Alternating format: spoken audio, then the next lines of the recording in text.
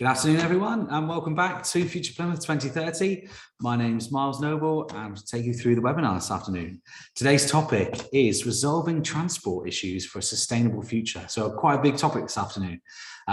This is proudly sponsored by Primus Passes Consulting, so thank you so much for sponsoring this webinar.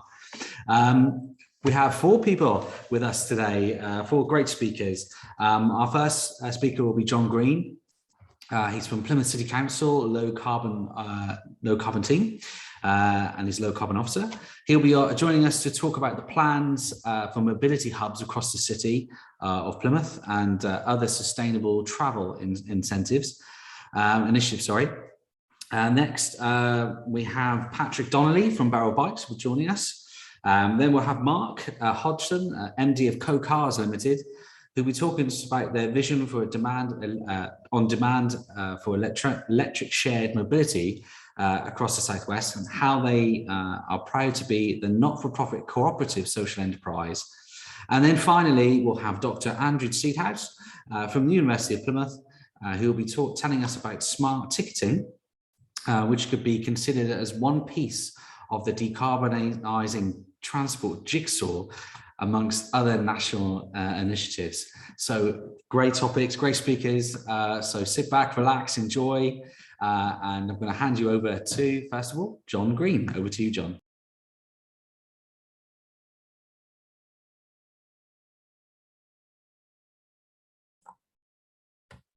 Hi, everybody.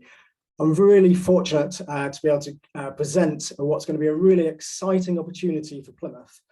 Funded by the Transforming Cities Fund, we're going to be launching an electric vehicle car club this time next year. So actually by March 2023, there'll be a car club across the city for everybody to use, all based on electric vehicles. We'll also have several hundred electric bikes across the city. There'll be a shared facility again for everyone to use. And as part of our program, we'll have adapted bikes, so for people with disability. And supporting that, we've got funding for 50 locations across the city, which will have electric vehicle charge points. We'll be developing a journey planner to support people in their choices and looking at the best way to get from where they are to where they want to go. And we've also got some support in terms of social prescribing. So I'll explain that in a little bit more detail. And in terms of where we are going with electric bikes, we've got Barrel Bikes providing over 400 bikes across the city in perhaps, over 50 locations. We're just looking at those locations now, and trying to decide which are the best, the ones that fit best into the public transport system in particular.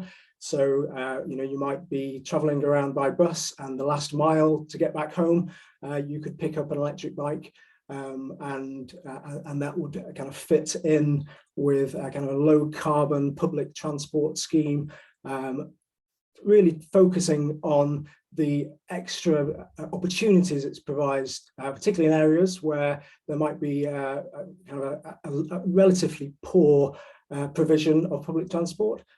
So, for example, if there's an area where you've got only one bus per hour, it could be that you pop on one of these bikes and get to the main road where there's more regular buses.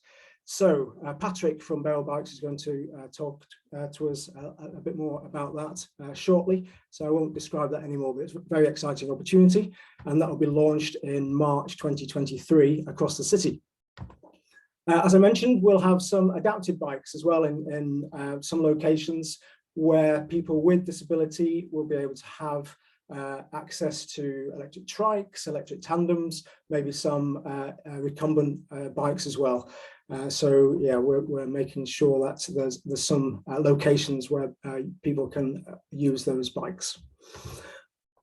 Mark from Co-Cars will be providing much more detail about our car club offer, but we're very excited that we've got support from Co-Cars for a rollout of many vehicles.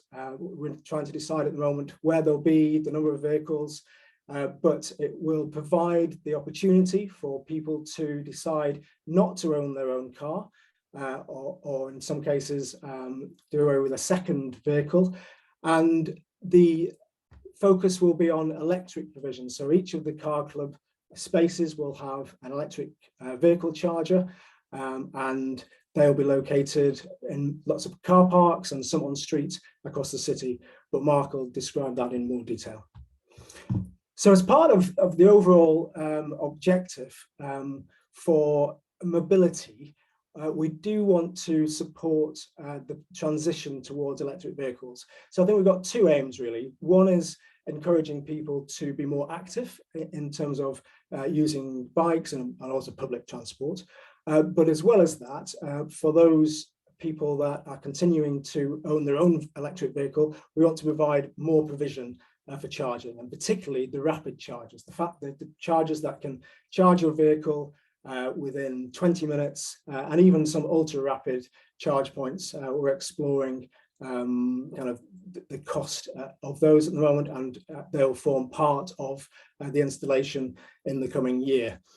So yeah, we are exploring that with a company called Gamma Energy, who we've appointed to install over 300 bays across the city with electric vehicle charge points. And another exciting component of the work is providing charging for the marine environment. So as part of the project, we've installed electric charging at Mountbatten and also the Barbican landing stage. And that has led to the first UK seagoing electric ferry being in operation in Plymouth. And we're continuing to look for suitable sites across the city to increase that provision. So it's the focus mainly is providing support for the ferries and converting them to electric, but also there'll be opportunity for others as well as we develop the project to use those to use some of the facilities. We've looked at where best to put all of the EV charge points and the bikes. We're still in the final process of making the decisions on where they'll be. We shortlisted 50 locations, of which there's at least one in each of the wards across the city. So that's a map of the shortlisted locations. And by the summer, we'll be finalising the decisions on those. Some of it's dependent upon costs of grid connections, etc. We've looked at providing links at the main transport terminals, such as ferry terminals, train stations, coach stations. But overall, we've kind of done a good wide cross-section of types of site, such as key destinations, such as William Yard and Plymouth Life Centre, some residential sites, the park and ride sites, shopping centres, yeah, and obviously universities and hospitals are going to be important too. So yeah, we're just finalising those. And just as an example, in the city centre, there'll be quite a dense grouping of sites, also up near Derriford as well. And these are the shortlisted sites that we've been exploring in the city centre.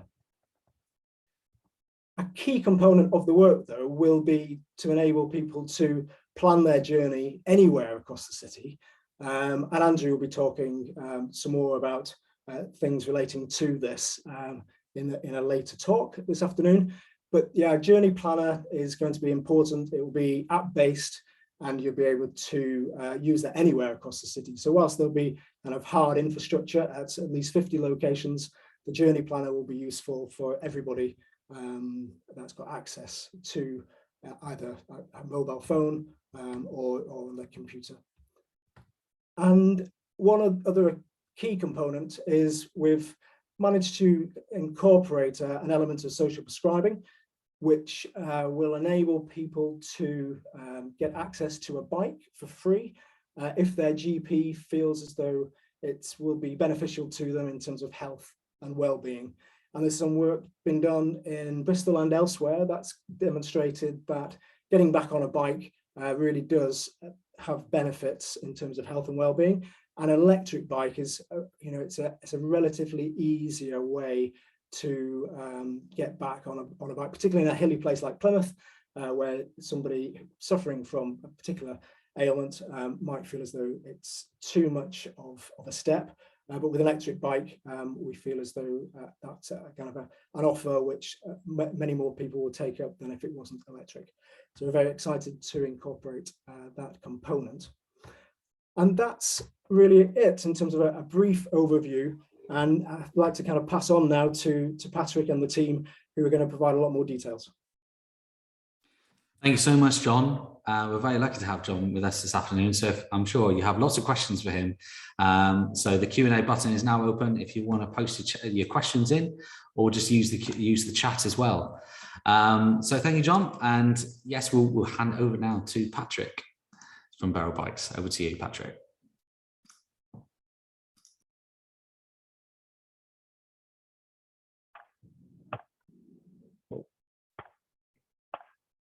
Start my video. Hi, thank you. I think you should be able to see my screen. That should all be fine. Cool. So yeah, as John mentioned, I'm Patrick Donnelly. I'm the head of policy at Barrel. We are probably the UK's leading micromobility company at the moment. And if you don't know what micromobility is, it's basically everything above walking and below the private car. So we're offering bikes, e-bikes, e-scooters and e-cargo bikes across the UK. And we currently have 8 live systems in the UK at the moment, including Manchester and in Birmingham. And we also run the technology for the London bike share system. So we kind of started off life as a technology company, gradually built our way up the value chain through our relationship with Transport for London, and launched the bike share service in 2018. And we've since been growing, and I'm pleased to say that Plymouth will be the latest in our new launches, and we'll be launching that in March 2023 alongside the mobility hubs. So our proposal for Plymouth, there'll be a minimum of 400 e-bikes out on the street, and these will be parked across 96 docking stations, and 10 of those will be what we call active mobility hubs. So I'll go into that in a bit later. So we've done some targeted densification. Obviously, Plymouth is a massive area. There's 400 e-bikes. We don't want those to go to be too sparsely spread across the service area. So these areas in orange that you can see zoned off here, that's the densified areas where we think there's the highest propensity for people to use a bike share service. We'll also be working with a local CIC bike space. They will be doing all of our maintenance and redistribution tasks. So our presence in Plymouth will hopefully enable us, a local CIC, to benefit more local people. So they do a lot of outreach and volunteer work to use cycling as a tool to get people back into employment. So hopefully our partnership will enable them to do more of that great work that they do in Plymouth. And as I said, integrating into that mobility hub network will be a really important part of this project. The Barrel e-bike, I won't go into too much detail about the finer parts that you may, if you're into cycling, find interesting. But importantly, this e-bike, when we put it out on the street, it's ridden two and a half times every day, but it's put out on the street, and 34% of those trips replace a private car. So it's getting people out of their cars, reducing congestion in the cities where we operate. And importantly, 22% of people have returned to cycling after a break of more than 5 years when they use our service. So it's getting people back into cycling that've been out for a long time. And even more importantly, 9% of the people that use our service go on to purchase a bike after using it. So really hoping in Plymouth to create a culture change towards cycling. Some nice images of the e-bike here, our friends down in Norwich. And one of the unique features of the bike is the laser light product. So this was our kind of initial technology product that we developed back in 2008, I think it was.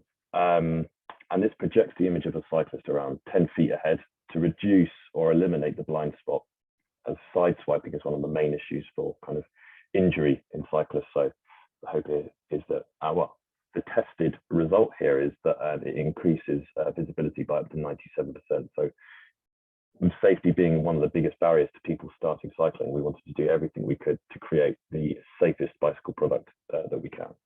So this will be on every single one of the 400 e-bikes deployed in Plymouth.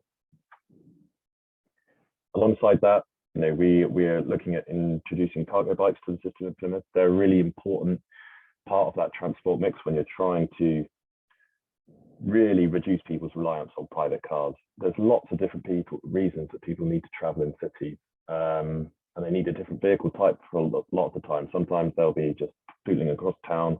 Sometimes they want to do the weekly shop. Sometimes they might want to go pick up some timber from B&Q. So we're hoping that alongside an e-bike, an e-cargo bike can really help reduce the reliance on the private car in cities. And equally, e-scooters are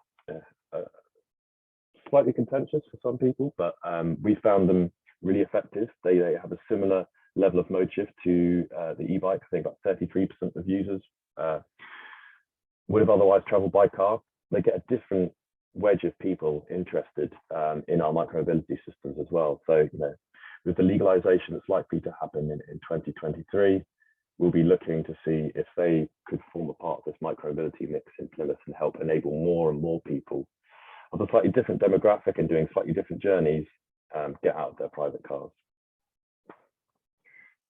The docking system that we've had, we call these dumb docks, maybe slightly insultingly, because I'm sure there's some quite in-depth design work that went into them. But the point is that all of the technology is on the bike, so it's all app enabled. But that means that you can have very limited moving parts in the docking points, and that means that you can make them cheaper to manufacture, and that means that you can have lots more of them. We see convenience as the number one factor that enables people to use bike share services. We want at least 80% of the people living within Plymouth to be able to access this service within a 5-minute walk, and that's what we've been able to achieve by using these kind of dumb docks, as it were. And they can host each of our vehicles as well, so they're kind of future-proofed. I mentioned earlier active mobility hubs. So because the docking points themselves are relatively dumb, they have no moving parts and they're a bit cheaper. When we can leverage some funding from the local authority or via the TCF fund, what we want to do is install best-in-class docking stations. So we call these our active mobility hubs, and these include kind of planting, they can include decking, information totems, seating. A big part of the city's mobility strategy is how to enable more walk trips, or actually having a place to stop and rest is proven to be a big part of that strategy towards getting people walking more. So we've tried to enable that through the provision of this active mobility hub. So there'll be at the minimum of 10 of these going into Plymouth, and they can also improve the urban realm and benefit the local economy. We worked with a cafe similar to this. This is in Norwich, and they were able to show their takings, their revenue, year before installation of the parklet and year after, and they showed their revenue increased 22% post implementation of the parklet.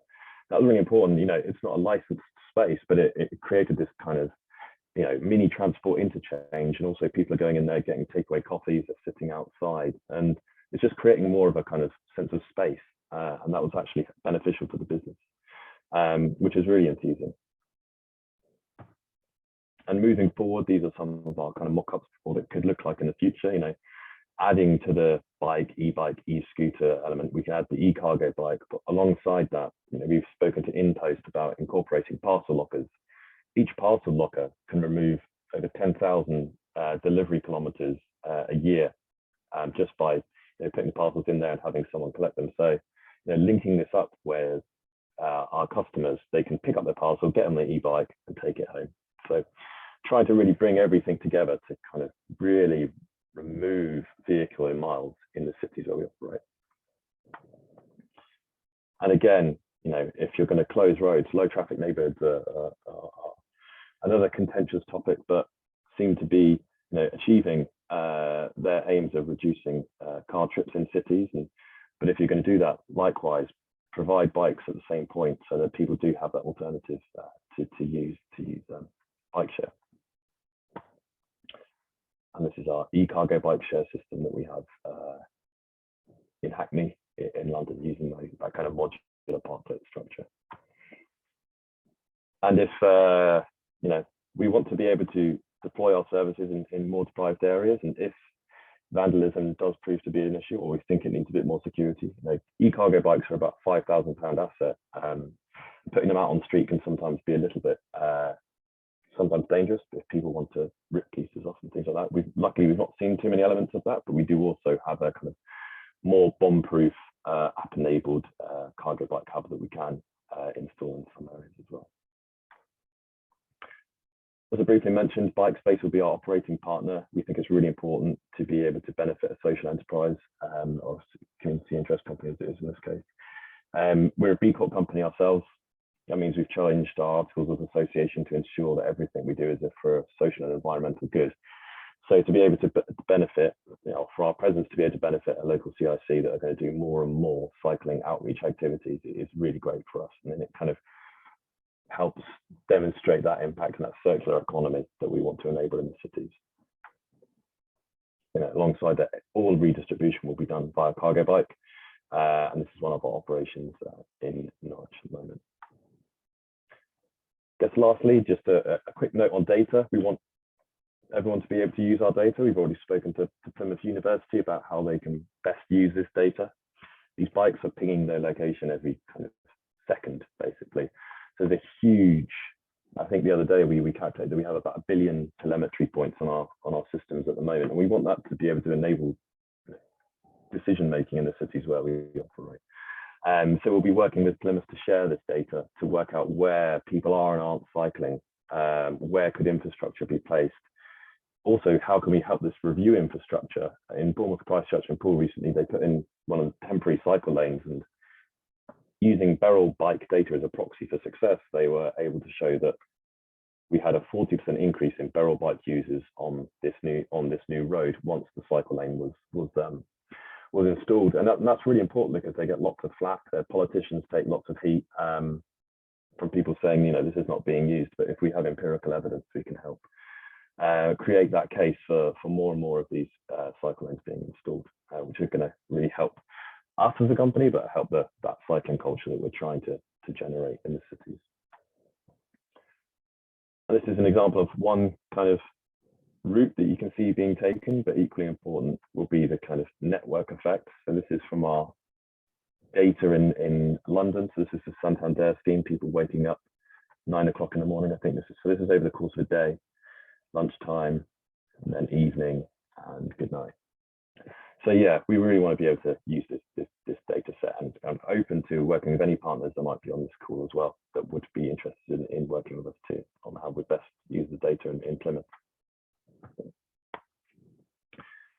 So we deliberately take minimal amounts of data from our users in the sign-up process because that process has to be super quick. 70% of our kind of users see the bikes on the street and want to get on them and use them there and then. So we just take things like name, email address, and bank card details, and away they go. But we do a yearly demographic survey, and we also do it at the end of each ride. We ask people how they would have otherwise travelled, which gives us a really rich data set on load shift, which is one of the kind of key reasons for having a bike share service, is reducing congestion, getting people out of cars.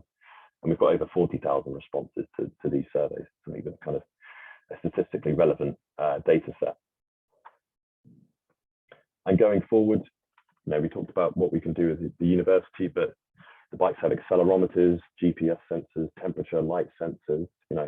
What we're trying to do is use more and more of that data to improve the service more and more. This is kind of more of an issue from the scooter side of our business, but pavement riding detection, can we use the accelerometer data to map the profile of a pavement against the road? We find that pavements are much more bumpy than the road, so we can actually work out real time if someone's on the pavement or the non-pavement or the road, and we can actually slow that scooter or the e-bike actually down if we can see that they're on the pavement.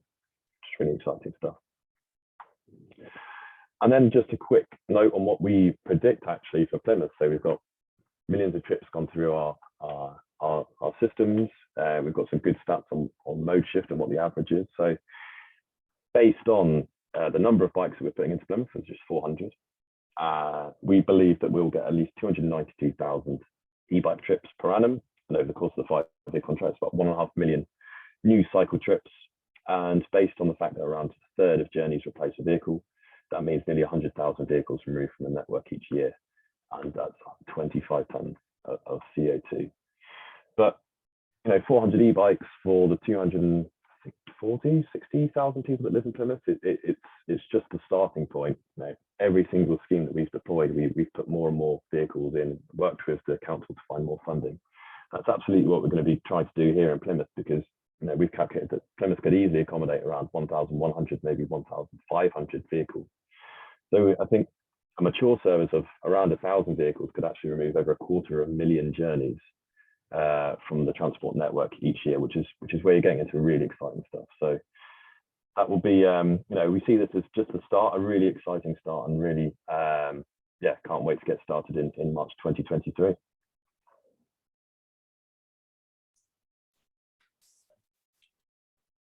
Thank you so much, Patrick. Some really exciting plans there. If you have any questions, we've got quite a few coming in. So if you have any questions for Patrick, please put them in the Q&A button at the bottom. Or you can be brave and ask your question at the end directly by raising your hand. So now we're going to go on to Mark Hodgson, who is MD of Co-Cars Limited, and he's going to be talking to us about their vision and demand for shared electric mobility across the city. So over to you, Mark.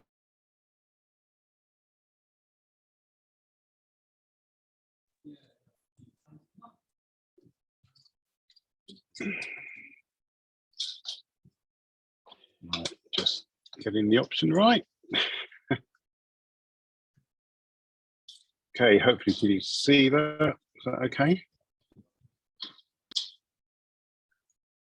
All good, Patrick. Just need to go full screen. Yeah. Okay, so yes, hello, my name is Mark Hodgson. I'm the MD of Co-Cars. We're a not-for-profit based in Exeter. We're a social enterprise cooperative. And just a bit of background, we've got cars in Plymouth already, on a few of them, and we're members of Plymouth Social Enterprise. Sorry to interrupt, Mark. You're just on the presenter view. We just need to switch to displays at the top, I think, or use slideshow at the top. Where's that? If you click use slideshow, I think. How's that? That's better. Brilliant. Thank you. Sorry about that. Sorry. Yeah. Okay. We did do that earlier. So yes. So we're cars. And here's an example of what we're going to be putting ID3s across and various other cars across Plymouth.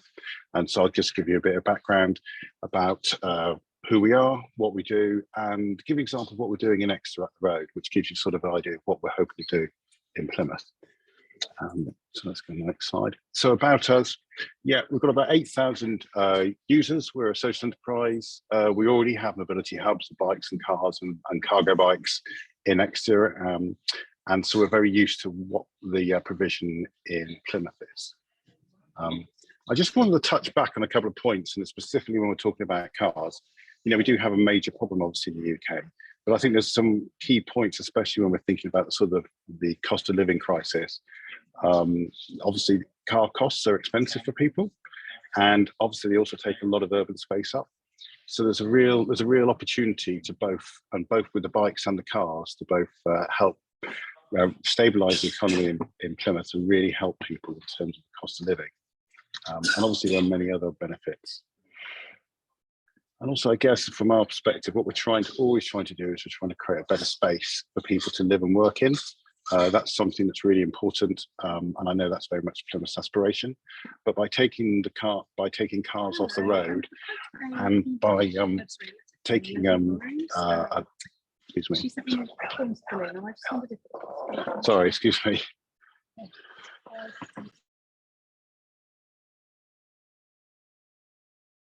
Sorry about that. So by providing taking cars off the road, and obviously with e-bikes as well, that really creates different space to look at the different public realm, which I think is what Patrick was also alluding to as well. Okay. So why share? So private cars are only used 4% of their time, which is latest RAC figures. Which means that they're expensive assets taking up expensive space on city streets. We use very, very limitedly. And yet we look at the city streets, so 40% of the space in towns and cities are devoted to road transport. So it's a huge space there that could be used for the public realm of benefit. And I think also one of our cars It varies depending where you are, but one of our cars takes 8.5 cars off the road. So that means people either don't buy another car or sell their car, which potentially talks about saving something like 200 tons for CO2. And just to give you, what does that really mean? We've calculated next that we've taken over 200 cars off the road permanently, which is a big change. And that's a huge amount of saving in CO2, both in terms of the embodied energy of the car purchase and also then in use. And then if it's an electric car, that's even better. So there's a real big potential carbon saving by moving to car share. So there's a really big opportunity from a car club perspective, both in terms of people's second homes, but also people who only drive about 5,000 miles. So the recent COMO, which is the national trade body research, shows that there's a real opportunity to take a lot of cars off the road. And that's one of our targets within Plymouth, is to look at people who the economics work really, really well for people who do limited mileage and certainly on their second cars as well. This obviously also applies to businesses as much as it does for residential. And obviously then it has that knock-on effect of saving money, and therefore the sort of requires the streets that go through that. So how does it work? So we provide, this is an example of ID3. This is with a rapid charger in Devon, in Exeter. So they have a dedicated space for the car club that people can use. They can book it 24/7 by an app. You can then, you only pay for what you use, and that's a really, really important point. And then effectively then you can then pay by the hour or by the mile. And to join, you just join online or through your phone, and you can book again through your phone, and then you can lock it either with a card or with an app, and then you just return the car to base. We are also looking at various options where, with John, looking at maybe other flex options with the cars as well, which may be more flexible opportunity on that level. One thing that's really important, more than a bike, I think, is that cars are really, people are very much wedded to cars. So what we need to be doing is they provide a service that people can trust and know that it's available all the time. And so we have 24/7 sort of customer service. So people can ring up and say, yeah, we've got a problem. It's effectively this, we're always there for them. And I think that's a really, really important point. And we have a lot of how-to guides and videos and guides to use across there for people to use. Some of those are in paper format, there's online videos. So it's really important. And obviously we're also moving people not only to sharing a car, but also using an electric car. So it's really important that support is around, there's a whole service support wrap around for customers. Of course, there's quite a big behaviour change moving in that level. But on the other hand, having those cars available means we go, great, it's already paying for that small cost of usage. So our fleet and what we'll be looking to do in Plymouth, it'd be similar. We'll put smaller Fiat 500s in and Renault Zoes, and we'll also put ID3s, which is the Volkswagen sort of family Golf size car. And then we'll be looking to put some vans and other cars in as well, depending on demand. And so very much trying to work out the different requirements of different people in different parts of Plymouth. We certainly find that smaller cars and larger cars are really good for nipping around or for the larger family trips runs off. So we're proud to say that we are the car club in Southwest. We have many sites across the Southwest, and 50% of our fleet is EV, which is the most of any other car club in the country. And we're putting more in as we go, and we're certainly finding a lot of interest in electric cars, which is great. And then we're also, as part of this project, we're linked with Co-Wheels, which is a national car club. So you'll be able to use, not only use our cars, but you'll be able to use all the cars in the network across the country, which is a real opportunity. And that also, it's great if people don't want to go on holiday and use a car in somewhere else in the country. On a wider point of what we're doing, we also work with Devon County Council, which obviously is very close to Plymouth, working on putting rapid charge cars and rapid charging points and cars around different parts of the county, as part of some larger projects we work in, which I think is really beneficial around the edges of Plymouth. And obviously we do have cars in Cornwall.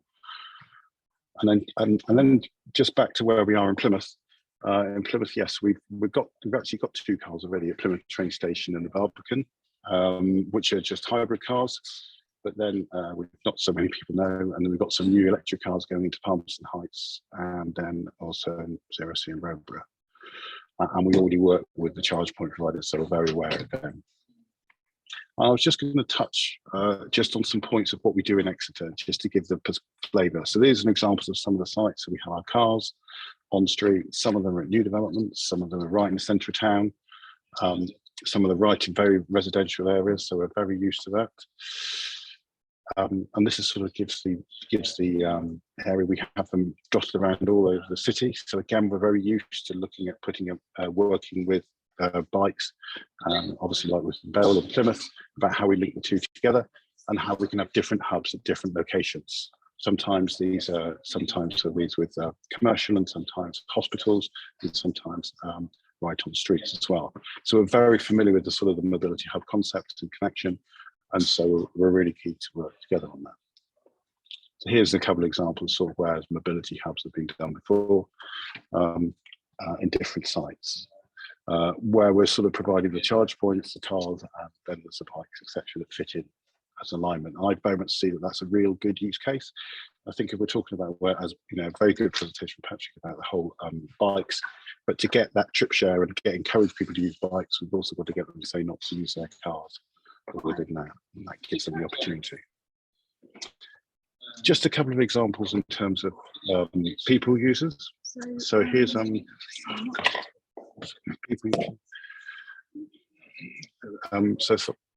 people users. So here's an example of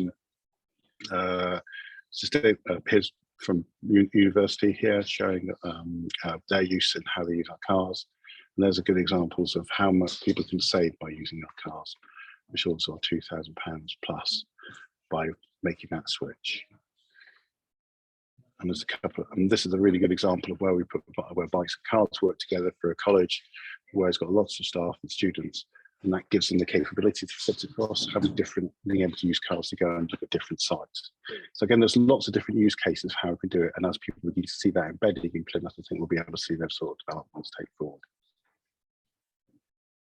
And this is particularly interesting where people have moved, where they're used to saying maybe there's car share elsewhere, and then there's opportunities to move and use us for getting around and obviously enjoying the great Southwest. Because obviously if people don't have that car, then they want, or don't have that second car, they want to be able to get out and travel around the Southwest. So obviously a real opportunity with Plymouth as well. Finally, we work a lot with developers looking at how we can design developments with low car developments or minimal usage developments. And so that's where we do a lot of data, again, very much like Patrick, where we do a lot of modeling and data, looking at demands, demographic, and we will be sharing a lot of data with Plymouth in terms of where all our cars go, how much carbon waste saved, type of users, etc. So that we'll be providing a lot of dashboard data within that side. And these give the example of sort of the local companies and developers we work with. So we're looking to develop more of that going forward. Thank you very much. Sorry for the background noise. Thank you so much, Mark. That's really exciting. Thank you for sharing the plans that you've got for Plymouth for Co-Cars. Finally, on our programme, we have Dr. Andrew Seedhouse from the University of Plymouth. He's going to talk to us about smart ticketing. Again, please keep putting your questions in the Q&A box, and we'll have our Q&A right after this. Over to you, Andrew.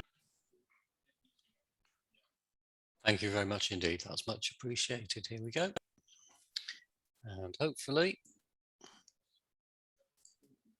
you should all have that available now.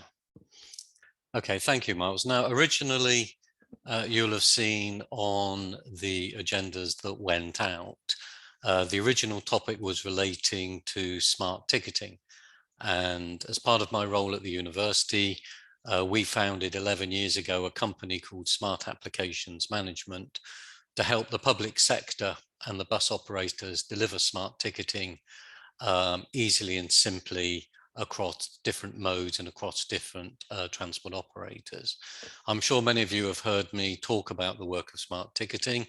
The company was spun off out of the university about 6 years ago and now has over 68 local authority members across the UK, over 50 bus company members, and we currently serve and support about 2.5 million customers with digital and smart ticketing, both on cards and on apps, and the important role that it has.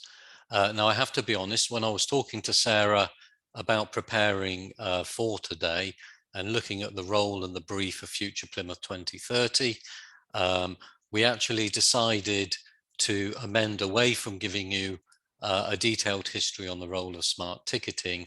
And I wanted to turn attention, having spent and delivered over 30 years worth of transport within the city from both a government, university and commercial side, on actually where I believe, and a personal opinion, of where we are in terms of meeting our stated climate emergency targets for transport, what levers are available to us to make sure that we bring things back on track, to make sure that we hit our responsibilities. So picking up the core aim of the event today, I'll give you advance notice. There are probably a few areas you're not going to like, but actually I wanted to have an independent thought as to actually what we could be doing in the city, and in my opinion, what we should be doing in order to deliver the change that we need in a real world scenario. And I wanted to start, many of you I'm sure may have attended this event last July at the university, in advance of the COP26 conference in Glasgow, where actually we delivered the ticketing platform on behalf of Transport Scotland. We had a 3-day event with over 600 delegates attending. And one of our keynote speakers was Professor Kevin Anderson from the University of Manchester, a real global expert on climate change, and in particular the physics and the data associated with it. And I've added in the web link there. It really is a fascinating talk to watch, and it will scare the living daylights out of you. But cutting his 40-minute presentation down into one bullet point, essentially he was saying, we will hit the carbon cap that we have available to us in 17 or so years' time. And therefore we have no choice but to start genuinely decarbonising as soon as we can. And his role was very much on the energy side. Actually, our focus is on transport, because transport itself, in terms of domestic greenhouse gas emissions, picks up, give or take, 1/4 of our national carbon. And of that, 93% of it comes from private car transport. So we've known for an awful long time, it's 2015, this image, what we need to do, the areas that we need to focus, and we should have been getting on with this a long time ago.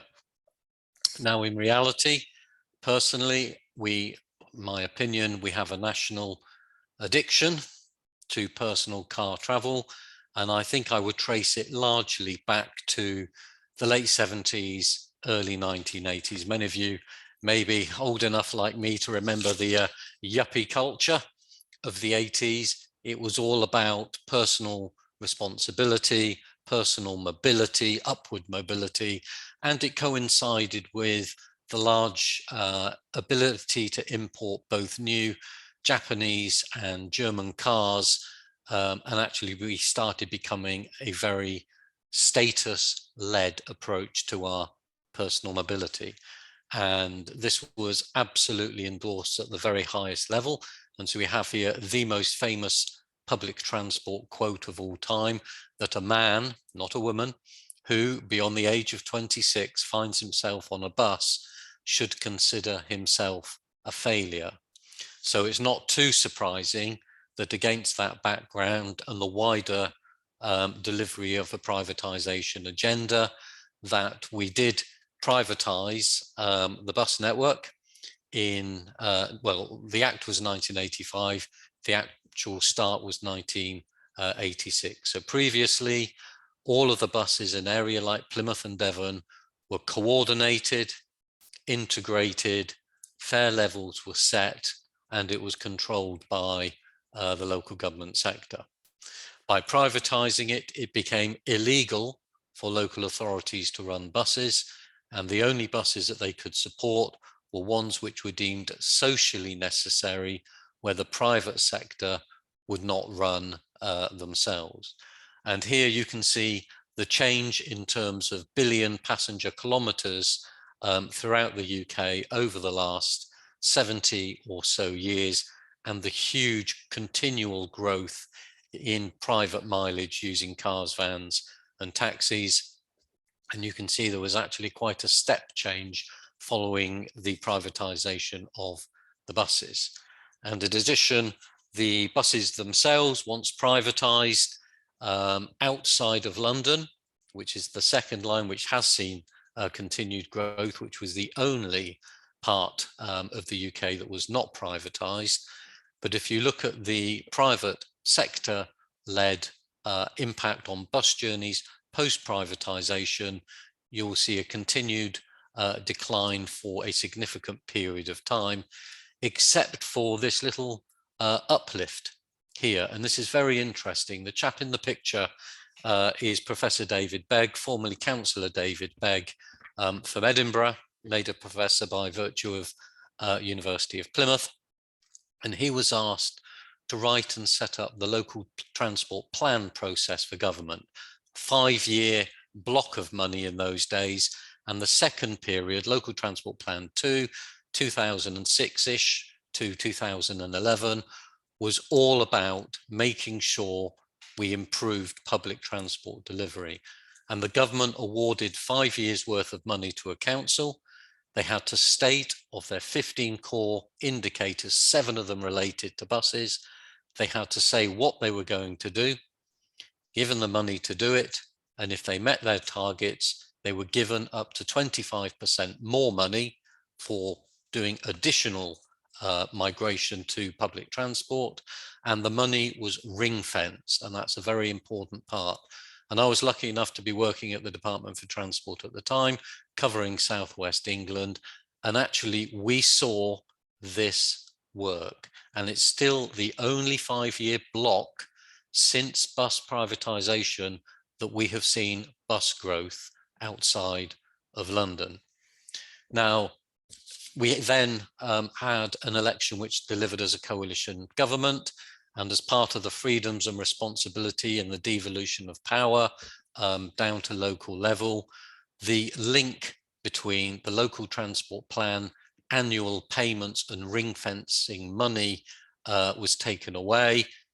Local government was provided with their ongoing budget in a non-ring fence fashion, and they did no longer have to report on progress on an annual basis. And not surprisingly, we then saw the start of a new decline in bus usage. That has largely continued up until, I would suggest, March last year. New Prime Minister, and however much grief Boris Johnson might be getting today, actually I don't think anyone would argue he does understand buses and the importance of buses.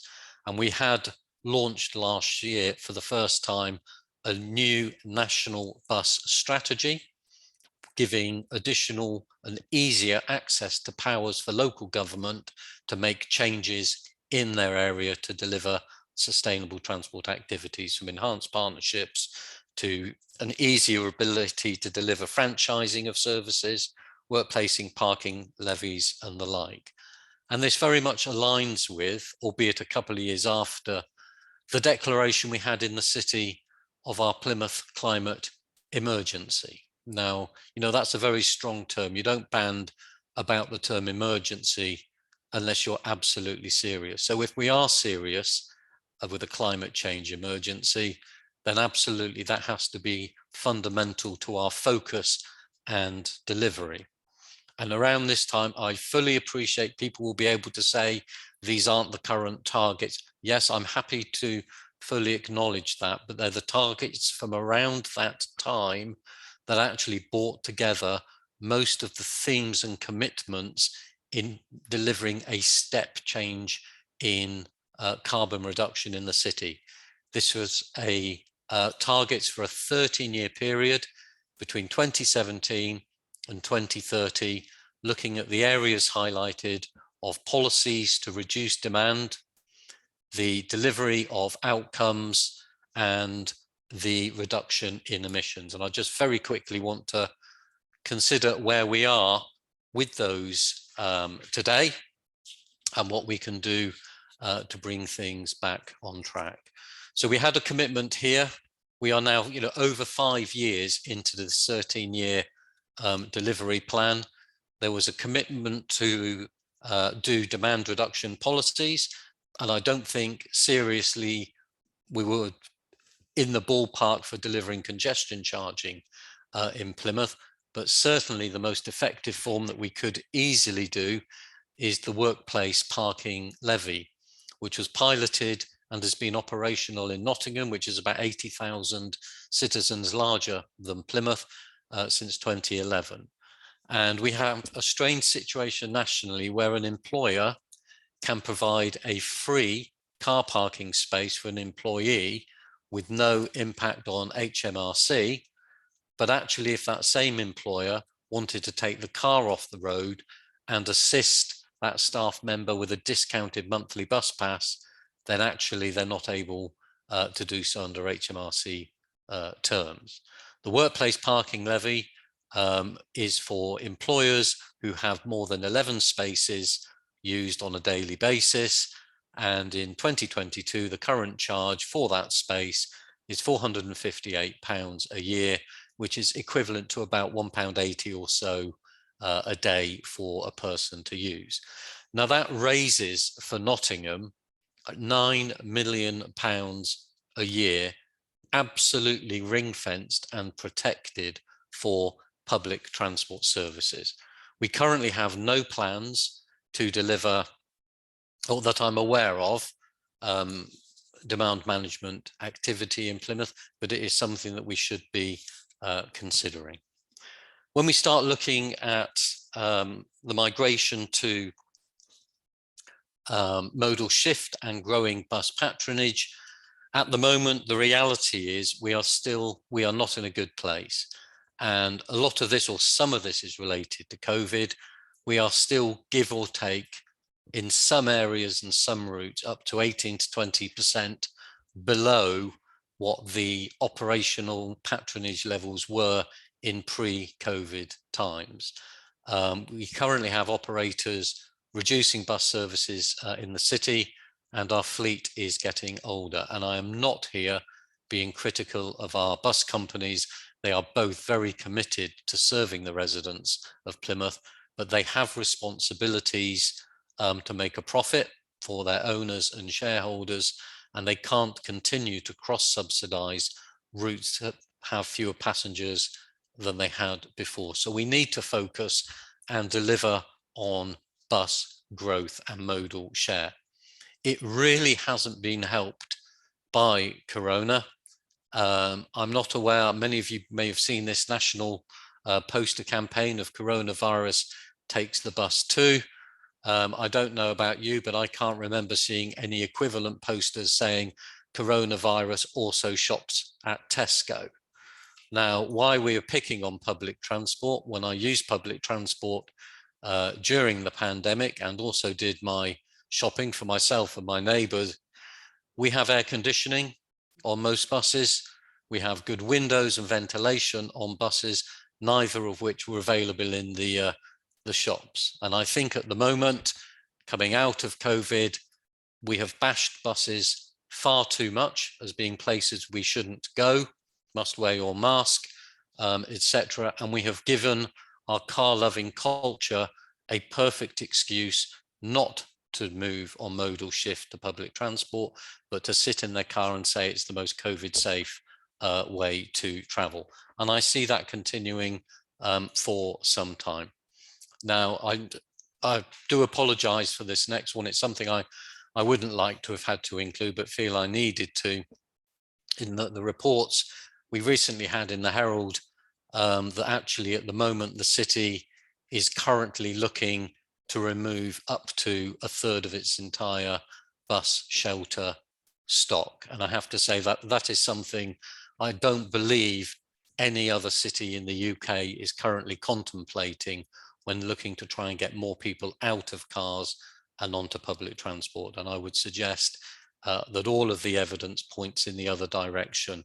If you want to get more people going out of cars and onto buses, actually we should be installing more shelters, more lighting, more real-time information systems, as well as complementing it with a digital offering as well.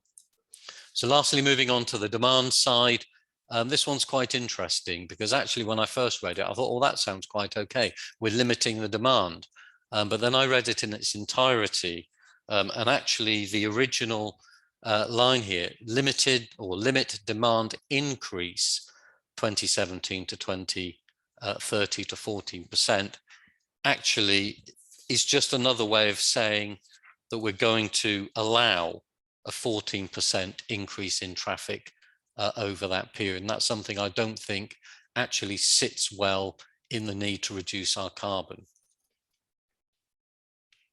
Lastly, and to be honest, this is a very, very minor point here, that actually we are still actively promoting in the city, come and drive to the city centre. You know, there's a promotion here from only a couple of weeks ago, come in on Saturday, Sunday, park in the city for free. And for those of us who are regular cyclists in the city, there is still frustration on every time when you want to cross on the Tor Point ferry back to Cornwall, that bicycles are kept at the back of the ferry and all of the cars are let off in front of the bikes. So you have to enjoy all of the exhaust fumes and wait while the cars have priority for exit. Pre-COVID, the bikes had priority. Post-COVID, they're now at the back. So there are small things that can be done. Now, this was the big target here, the transport emissions to fall around 46% over that period, with options developed to allow near zero emissions by 2050. Now, clearly, this is predicated on vehicle transfer away from combustion engines to electric. Now, we don't yet have a good enough track record nationally of the purchasing of electric cars. We are very slow in the uptake. And the last decent figures we had pre-COVID for 2019, only 1.6% of new car sales in 2019 were pure battery electric vehicles. We need to, well, that compares to someone like somewhere like Norway, who last year actually had 80% of new car sales were battery electric. So I think the council here, we are over relying on an expectation of an early migration before 2030 to battery electric within the city. And if we're totally honest, there are areas of deprivation in our city. There is not a lot of disposable income out there. And to be perfectly frank, a lot of our residents are not in a position to migrate over and purchase a new battery electric vehicle. So going back to what Professor Anderson was saying, he sought to position, in his opinion, what transport needs to do nationally to meet our Paris climate change objectives. And he was very strong and very blunt about this. The first thing he said was, we need to stop the current £27 billion road programme immediately. He wanted to ban new fossil fuel cars, including hybrids, 5 years sooner than the current commitment from 2025. And he wanted to shift car ownership to car rental in terms of towns and cities. So very much picking up the sort of areas that Mark was talking about earlier.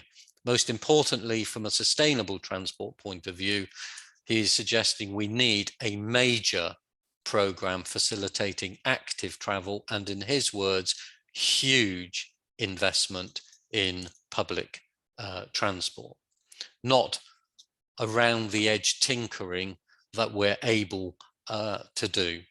So what are we going to do? What can we do in relation to Plymouth?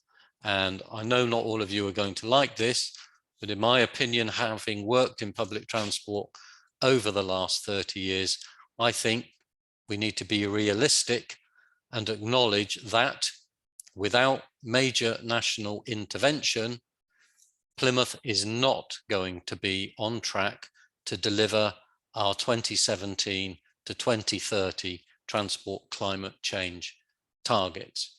Now, that's not a criticism of the authority. I do not believe the authority is being given the resource, the leadership, and the structure from a national perspective to empower the council to deliver this properly. By not ring fencing transport funding anymore, it is only right that the members allocate the money to the areas they consider most need. And we are absolutely in an affordability energy crisis at the moment, and transport is not getting to the top of the tree. So what can we actually do? Where could we collectively be thinking to help the city over the next 20 or so years?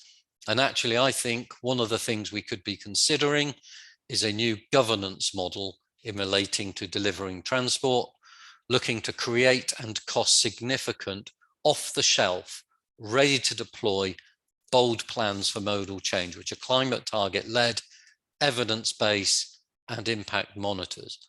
Having a new vision for Plymouth as a city of transport innovation and leadership. For example, let's have a few off-the-shelf proposals to be the UK's first city for fully electric taxis, hackney carriages, emergency vehicles, the UK's first fully segregated route network for walking, cycling, e-bikes, and the bikes, the barrel bikes that we talked about earlier. They're fantastic in terms of promoting modal change, but you need to have safe areas to cycle them, and roads are not providing that environment at the moment until we get more segregation. Why not have the first UK's loan scheme for e-vans for our local businesses in the city? Let's roll out our community cars and a mobility hub access for every 80 to 100 residences in the city. And let's have a fully integrated, affordable public transport network, including water-based solutions for our fantastic waterfront that we have. And very, very lastly, to finish, you know, we also need to stop planning for new roads, get the modal change in place, and actively manage demand in the way that we say, well, we've been committed to now for 6+ years, and make sure that anything we do in relation to land use and planning puts climate change first. So a few open ideas to prompt a little bit of discussion. Thank you. Thank you so much, Andrew. Love some of those ideas at the end there, especially with the taxis. Before our Q&A, I'm just going to remind you of our final program this year, or this season even. We are coming back, don't worry. Our last topic will be on June the 8th, same time as Wednesday, 4 o'clock.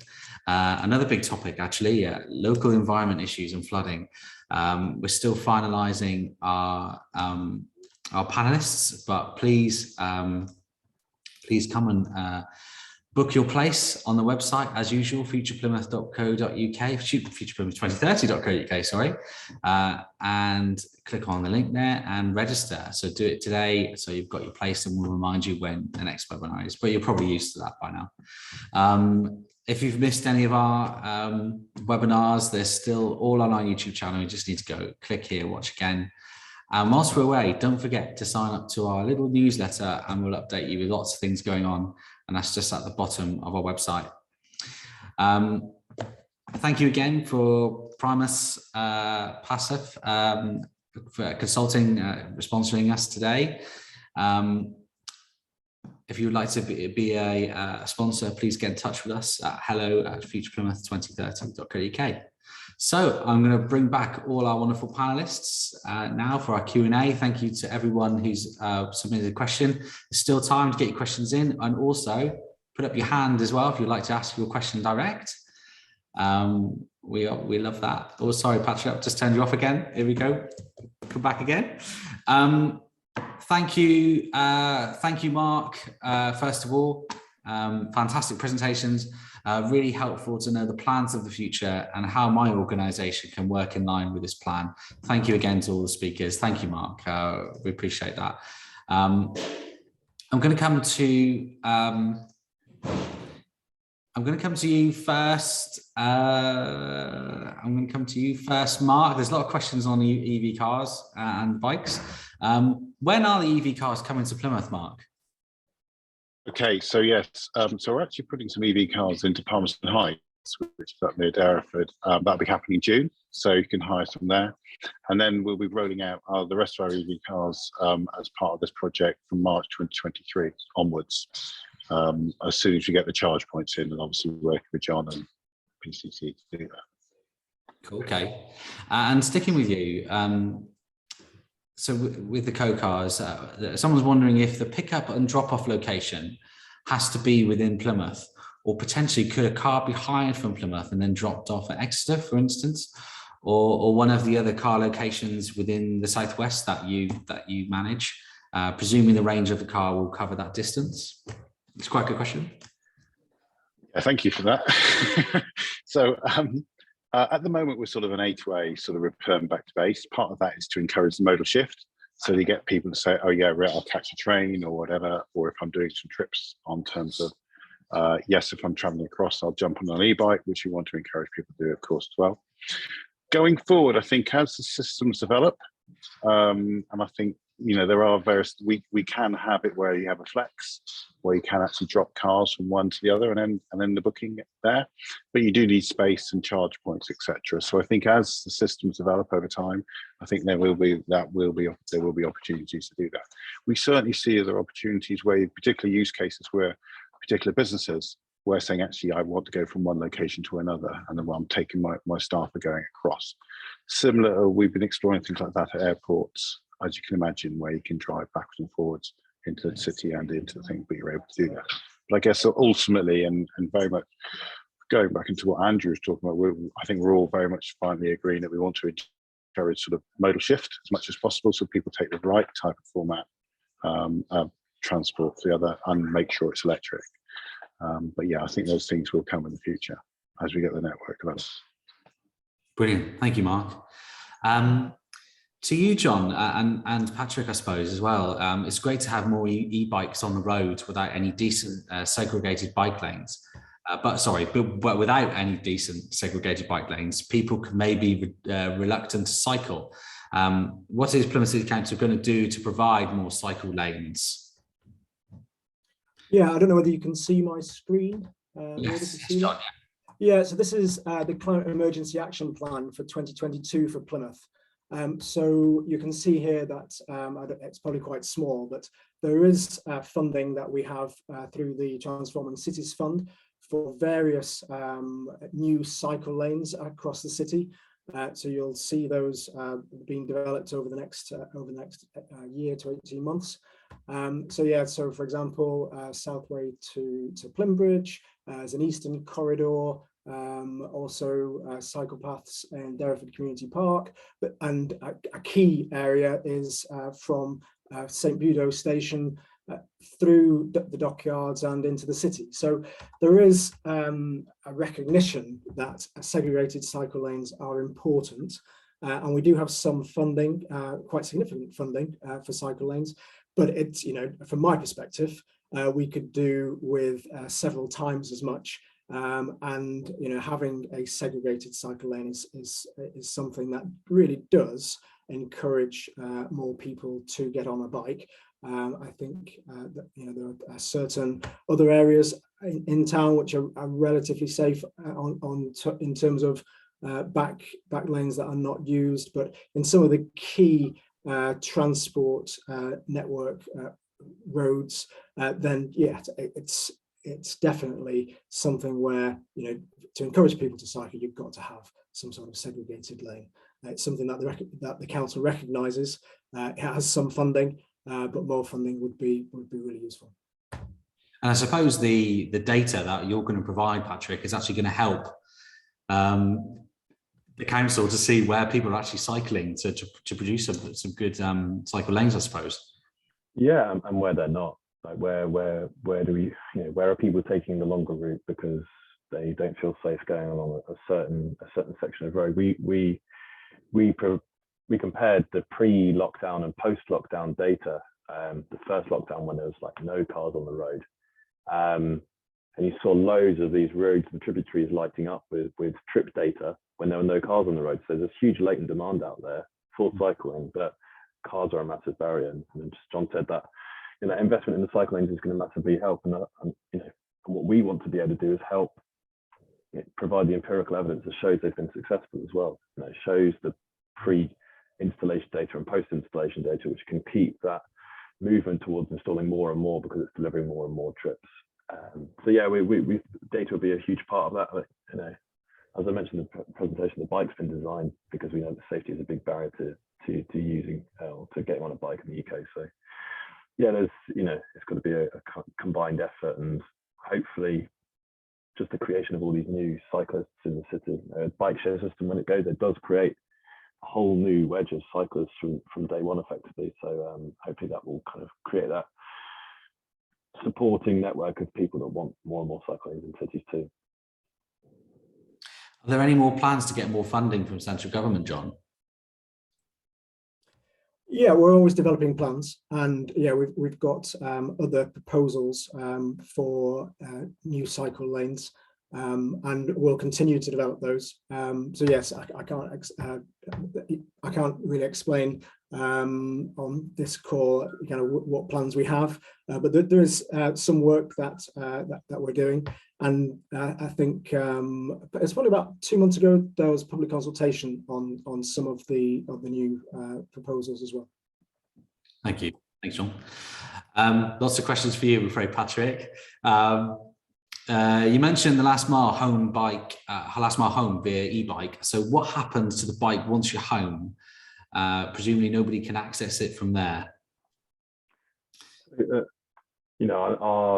Our whole process and our whole approach to providing this network of docking stations is to provide as many as possible, so people are within a short walk. So people at the end of their journey do have to put it into a docking station, otherwise they'll pay a surcharge to be agreed with Plymouth. I mean, the bikes themselves do have a kind of rear wheel Dutch lock. They can be locked outside of a docking station, but we, and I think Plymouth, will prefer that not to happen. But I noticed from the questions was about kind of safety. If someone didn't feel safe leaving it in the docking station, if they wanted to drop it off outside their door to feel safer, they can do that, and they can use the rear wheel Dutch lock.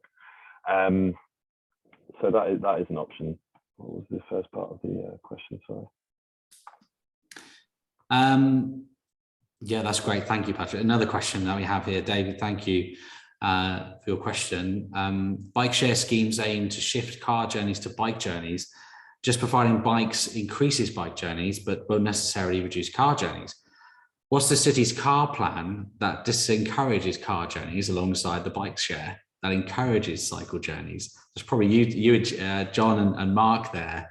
Would you like to go first there, John? Yeah, I think so. The project I'm involved in is very much about providing carrots and about new opportunities, electric bikes, the co-car offer. So yeah, our focus is on that new provision of opportunities for active mobility. In terms of the question regarding what disincentives are there for cars, that isn't the focus that I have. I think there's kind of some work that's done by Plymotion in encouraging people to be involved in, again, active travel, walking, cycling, but also linking to public transport. But yeah, we don't have key policy decisions taken within Plymouth which aim to discourage specifically car journeys. Thanks, John.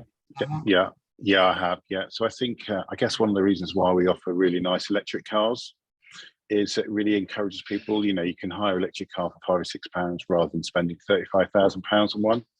And we know that it's a big shift because just like e-bikes, electric bikes are aspirational. And so if you get exciting aspirational cars and vans, people will say, actually, that's great, I'll make that shift. And so I guess we very much, and we've seen that when we've introduced 15 ID3s into Exeter, and we've got more coming. And you've seen that as part of our wider network. You've seen that uptake because of the scale and the type of offer you're doing. And so you can see people jump to that. There's also another thing that obviously if you're going to buy an electric car, if you want to buy an ID3, you'll be here until probably next year. And you'll still be waiting for it, if not longer. So I think what we're trying to do is actually move that dial. So to me, I'm very much, yes, the demand management is important, but I think by doing that and then having the ability to have the modal shift between bikes and cars, it's really, really important to say, actually, the future's here and the future's now. So we're offering that. And I think that's how we should position things. So you got your orders into Tesla then, Mark, as well? Yeah. They're quicker than Volkswagens, I'll tell you. In terms of ordering and speed. Yeah. Thank you, Mark. Back to you, Patrick. Regarding the EV charging, 50 kilowatt is now considered a rather slow rapid charger. 150 kilowatt is the new minimum charge capacity and is essential if you turn over charging sessions at a reasonable rate. Are you considering this charge level and how many rapids at each charging hub? Yeah, I'll take that one. So yes, we are considering 150 kilowatt ultra rapid chargers. Right. At quite a few locations where we're working with Gamma Energy at the moment just to look at the best locations for that. Obviously, there's then kind of an increased requirement that would have from Western Power Distribution to have the electricity capacity at those sites as well. So yeah, we're exploring that. We recognise that, particularly with some of the larger vehicles, if we can get down to a 15-minute charge, which you can quite easily with an ultra rapid, that's the way we're moving. Where's the best place to keep up with your plans, John, in regards to electric Plymouth and charging, things like that? Is it just the council website? Yeah, there is the council website. If you look at mobility hubs, search for mobility hubs and in Plymouth, and you'll find a link to the council website. We'll be updating it probably in July with the more specific details about where hubs are going to be located. So yeah, there's some general background information there at the moment, but over the next few months will become more specific. Thank you, John. Thank you for all your questions. Andrew, you've got away with it. We've just had praise for yours. People love your points and a refreshing, unbiased download of information. But Jess says, thank you to all of you, really interested presentations. And again, yes, thank you all from us as well, for myself and Sarah, Andrew, John, Mark, Patrick, thank you so much for joining us. Please join us, everyone, for the next webinar, the 8th of June. Again, 4 o'clock. Go and register now, and we'll see you then. Have a wonderful afternoon, and we'll see you then. Goodbye.